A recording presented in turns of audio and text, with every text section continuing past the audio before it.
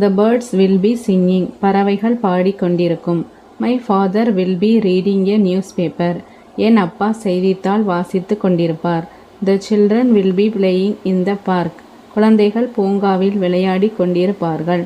The children will be playing in the park. குழந்தைகள் பூங்காவில் விளையாடி கொண்டிருப்பார். We will be having dinner by 8 p.m. இரவு 8 மணிக்குள் நாங்கள் இரவு உணவு சாப்பிட்டு கொண்டிருப்போம். The sun will be setting soon. சூரியன் விரைவில் மறைந்து கொண்டிருக்கும். She will be attending a meeting all morning. அவள் காலை முழுவதும் கூட்டத்தில் கலந்து கொண்டிருப்பாள்.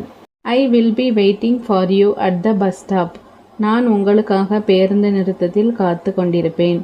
They will be decorating the hall for the party.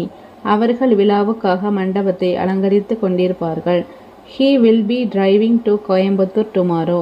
அவன் நாளை கோவைக்கு